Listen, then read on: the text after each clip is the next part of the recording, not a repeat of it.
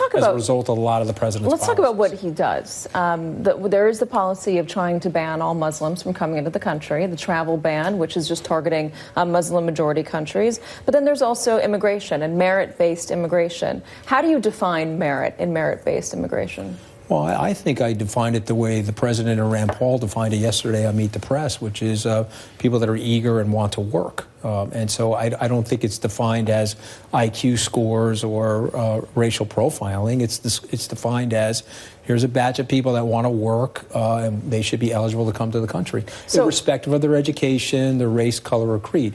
Specifically as it relates to the Muslim situation, I think he's trying to protect the American people. And are Muslims going to come in and kill American people? No, but I think even the Obama administration, when you went back to the Obama administration on economics, let's go back to them on national security. They were analyzing those countries and saying that there seems to be a higher level of threat coming out of those countries. Now, listen, there is a very tough decision to make between civil liberties and protection, and we know that line. The American people deserve to be safe.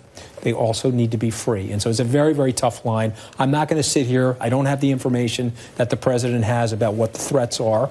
But my guess is that these threats are substantial. Both President Obama, President Bush, and President Clinton, in private conversations, have said when you read these intelligence reports, you have to make very tough decisions. I want to go back to immigration and merit. You define merit for us. You believe that's what the president defines merit as well. When he's having these conversations, he's saying, why do we want more people from these S-hole or S-house countries, African countries, Haiti, etc.? Why don't we have more people from Norway? How is somebody from Norway, how do they have more merit than somebody from Africa? Did he say it or did he not say it? Okay, for this conversation. He did say it, according to multiple people, and Lindsey Graham, who's a Republican and on his side a lot, has not denied it. Let's stipulate for this conversation that he said it, so we don't have to argue about whether he said it or not. Okay. I don't know if he said it, but just for this conversation, because I want to make a broader point.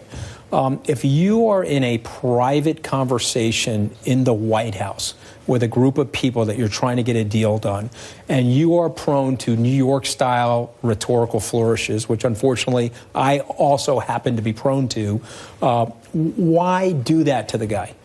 He's there. But that's neither here nor there. We're both assuming that he said it, as you just said. Okay, but why do people from Norway? Why do they have more merit to come here than people from Africa, according to what the president said? Having known the president for a long period of time, I don't really think that's what he meant. I'm not going to interpret what he meant because I don't understand his mind entirely. But he also said this in 2013. Why can't we have more immigration from European countries? He said that in public at CPAC. So this lines up with what he's already said publicly. Why does he believe Europeans deserve to be here more than Africans or Haitians? He's not saying that in a racially charged way. How can you not say that in a racially charged way? More people from Europe are white. Norway is 83% white. Norway is 83% white. Africa is not. There's a lot of different white. Skin melanin produced in Europe that's not necessarily white. Anthony, he's targeting. Come on, let's not quibble here. He's targeting Africa. He's targeting Haiti. I'm really not quibbling. Latino countries. You guys want to hit him on style. And he's going to get hit on style until after he wins re-election in 2020. I want to look at substance.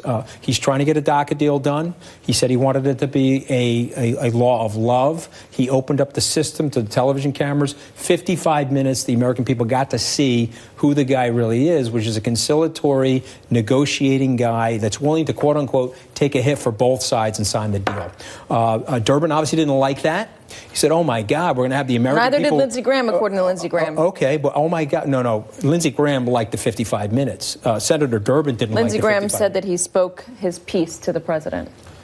After the comment, the 55 minutes that were televised on live TV were fantastic, and you're actually seeing the president for who he is. Okay, he's neurologically sound. He's a great deal maker. He's a billionaire entrepreneur. And Dick Durbin obviously didn't like that. And so what he had to do is he had to go out there.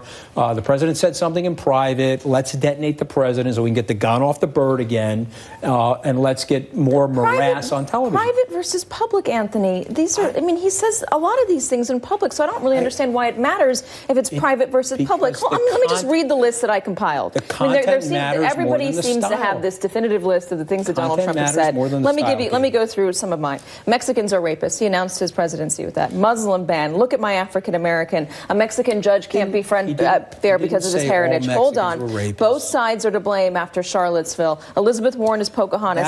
Housing discrimination lawsuits. Muslims are building bombs in their living rooms. Muslims are cheering 9/11 in New Jersey. That did not happen.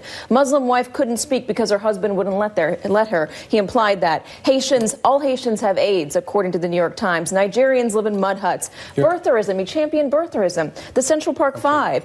Putting Hillary Clinton's face over a Jewish star and cash. I can keep going. African Americans are living in hell. Exaggerating crime stats. You can keep going. Retweeting white supremacists. They don't look like Indians to me. Anthony, I can keep going. That's the point. I'm impressed with what you're doing. This is like perfect for trial advocacy and perfect for a jury. And you got a great production team here. I understand. No, this is not a production team. These are things that Donald Trump said in a list. The only one I'm going to give you on the whole list is the Charlottesville one.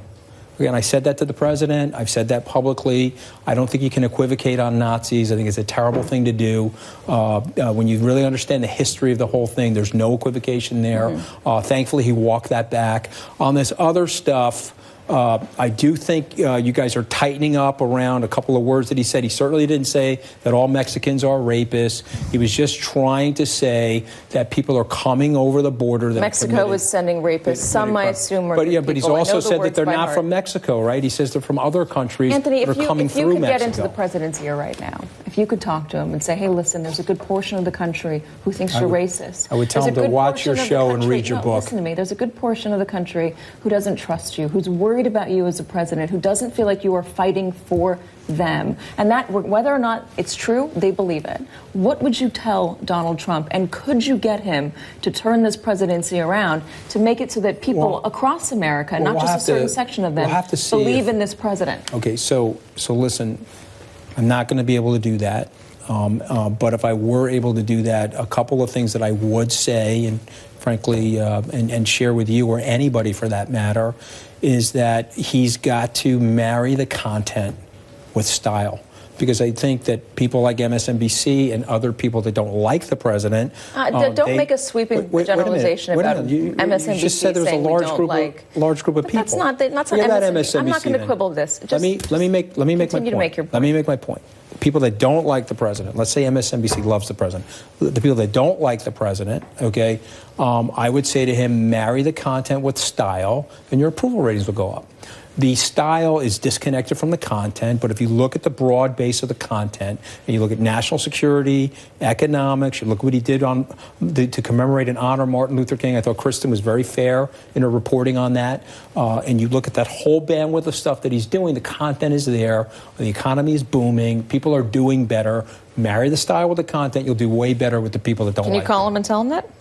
I could call him and tell him that, but you know, at the end of the day, he's 71 years old. He's going to do things exactly the way he wants to do them.